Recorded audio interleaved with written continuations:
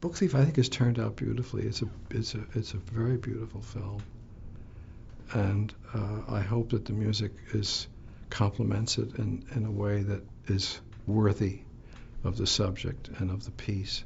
That's really all I can say. I hope people will find it as not this music, but the totality, find it as illuminating as I do on so many levels. It is. I will repeat to you something I said earlier to some of your colleagues, that Brian Percival has said to me he wanted to make a small film, and I just said that I didn't think in that respect he'd been successful.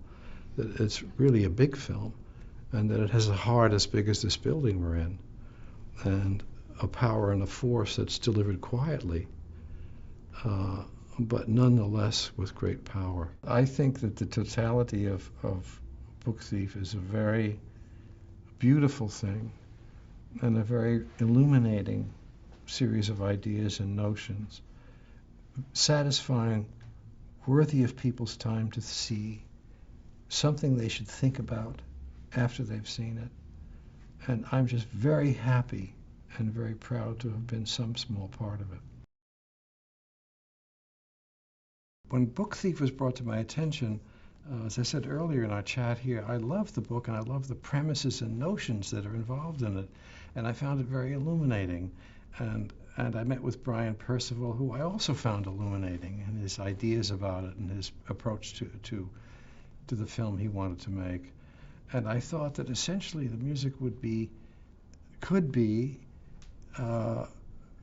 about those notions that the film addresses, and could have a lyricism that could be set in front of or above or beneath the hard realities of people suffering in the war, of death all around them, of bombs exploding and so on. I mean, there are scenes where we see that, but where the role of the music is to provide a lyrical brush, taking us emotionally out of this reality and the literal circumstances that we find ourselves in, into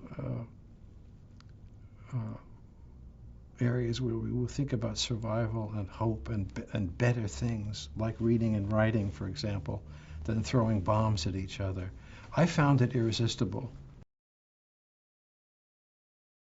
We've discovered over the decades that films somehow have to have music of some kind. And you've heard this said before. I mean, even in the silent film days, it was a piano or an organ or something that seemed to be needed to bring a film to life. And I think it's part of the corpus, part of the body of a film, a soundtrack, dialogue, and so on.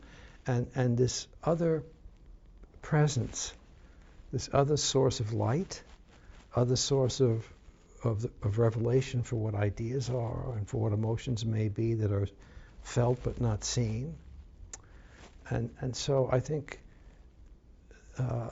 it's an essential part of, it's a role that plays a part in film. It's more than a role. You have to think of it as being part of the body of the film. And my approach always is I look at a film and I think to myself, what should this film sound like? If I could create a theme or a musical idea or a group of motifs, if you like, that belong to this film and nowhere else. You hear it and you think that's X film, and that's part of the film's voice. Then we don't ever want to think about disassociating it from anything else.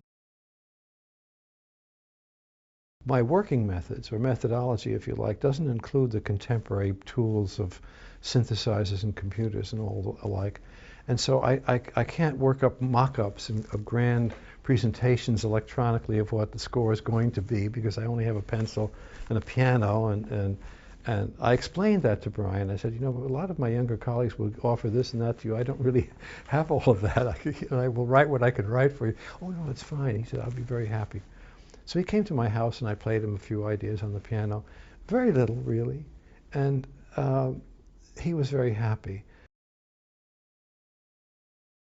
There's a piano melody or motif in Book Thief that is a kind of a code in a way that has to do with Liesl, who's the young girl in the film.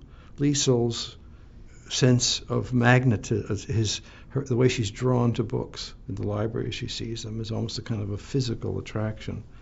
And we hear this motif that is associated with just that, the magnetism of the books and what's in them and the ideas that are there. And this particular music performs that function. When she's thinking that, when she's looking at her writings on the wall in the basement, when she's examining the books in Ilse's library and so on, we hear this. My process is really the result of responding to the film image itself, not what is on the page especially. And I look at the film and I think, this should have this sound, or it should have this speed, or it should have this texture or weight, or this melody or lack of melody, whatever it may need. And that my inspiration really comes from, I guess I have to say, from the visuals, at least in the first instance.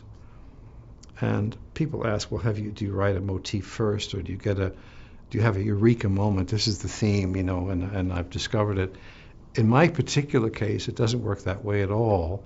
I find that I have to begin to work for 2 or 3 weeks and write a group of ideas, most of them not any good, put it aside, write something else, something pretty good here, incorporate that over there.